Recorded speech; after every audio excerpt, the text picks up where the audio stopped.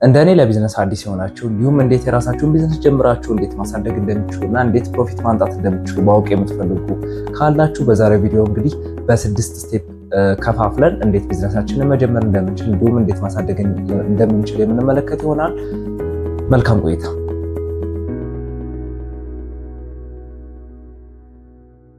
ሰላም፣ ዳዊት ሰለሞን እባላለሁ። የአዲስ አበባ ዩኒቨርሲቲ የመጀመሪያ ዓመት ተማሪ ነኝ። እንዲሁም ጎን ለጎን ስለ ቢዝነስ ለማወቅ የተለያዩ ነገሮችን እየሰራሁ እገኛለሁ።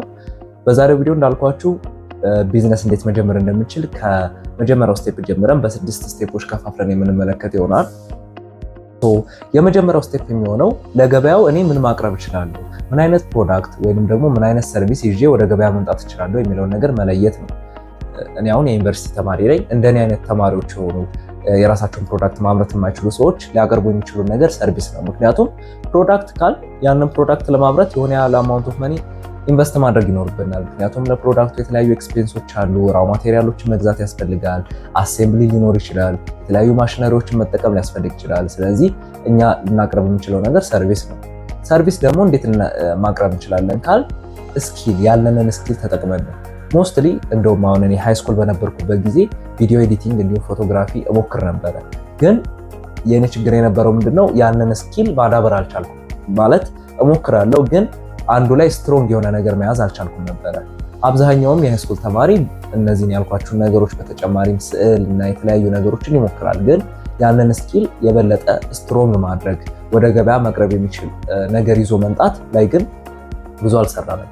አሁን ላይ እንደውም እኔ ይህን ነገር ለመቅረፍ እንዲሁም አንድ ነገር ላይ ስትሮንግ ሆኖ ለመቀጠል እየሞከርኩኝ ይገኛሉ። ስለዚህ አንድን ስኪል ማዳበር ይኖርብናል መጀመሪያ። ከዛ ያንን ስኪል በደንብ ካዳበርን በኋላ ወደ ገበያ ይዘን መምጣት እንችላለን ማለት ነው። ሁለተኛው ስቴፕ የሚሆነው ምንድነው ያመረጥኩትን ፕሮዳክት ወይንም ደግሞ ያለኝን ሰርቪስ ምን ያክል ተፈላጊ ነው የሚለውን ነገር መለየት ነው። ማለትም ማን ነው የምሸጥለትን ነገር ወይም የምሰጠውን ሰርቪስ ሊገዛኝ የሚችለው የሚለውን ነገር መለየት ነው። ለምሳሌ አሁን እኔ 6 ኪሎ ነው ያለሁት።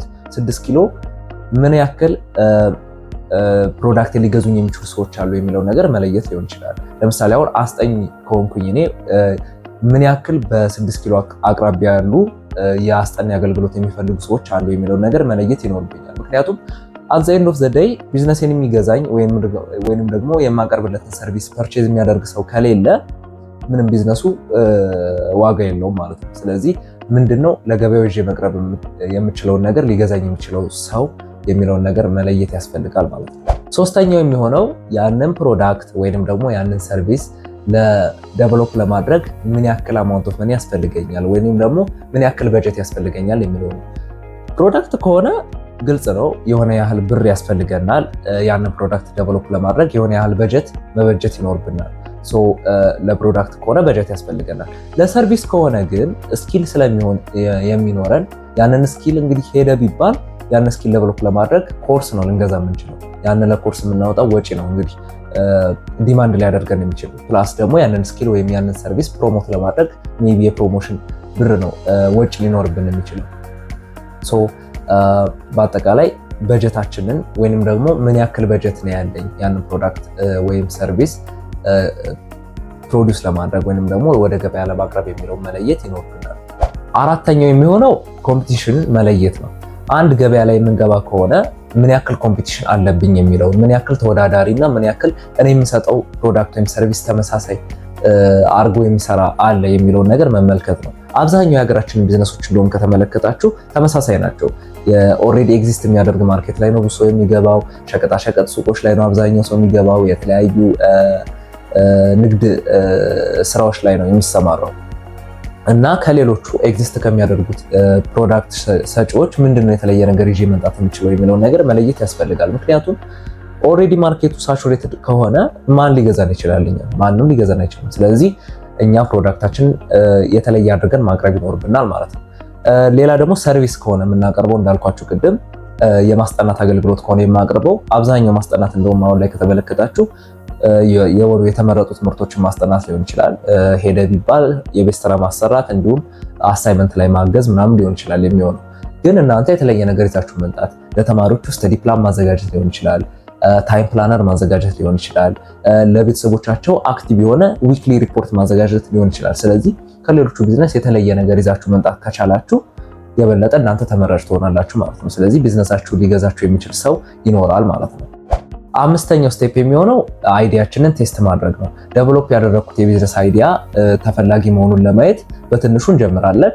ዘን እውነት ቢዝነሱ የሚፈለግ ከሆነ እውነት ማርኬት ዲማንዱ ሃይ ከሆነ ቢዝነሳችንን እያሳደግን ሞር ስኬል እያደረግን እንሄዳለን ማለት ነው። ስለዚህ አምስተኛው ስቴፕ የሚሆነው ቢዝነሳችንን ቴስት ማድረግ እና ማርኬቱ ላይ ይፈለጋል ወይ የሚለውን በደንብ ቼክ ማድረግ ማለት ነው።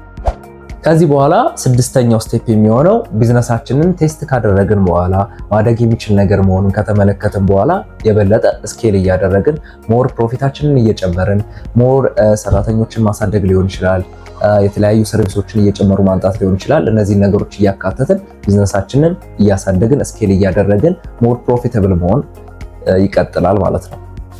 በአጠቃላይ በዛሬው ቪዲዮ እንዴት ቢዝነስን ሀ ብለን ከመጀመሪያው ስቴፕ የራሳችንን ቢዝነስ አይዲያ ዴቨሎፕ አድርገን ምን ያክል ተፈላጊ እንደሆነ ማርኬት ዲማንዱን ሰርች አድርገን ከዛ በኋላ በጀታችንን ለይተን ምን ያክል በኒ ኢንቨስት ማድረግ እችላለሁ የሚለውን ነገር አይተን ከዛ በኋላ ፕሮዳክታችንን ዴቨሎፕ አድርገን ቴስት አድርገን ከዛ በኋላ ስኬል እያደረግን እንዴት መሄድ እንደምንችል ተመልክተናል። ተመሳሳይ ኮንተንት የምትፈልጉ ከሆነ ቻናሉን ሰብስክራይብ በማድረግ የቻናል ቤተሰብ ይሁኑ።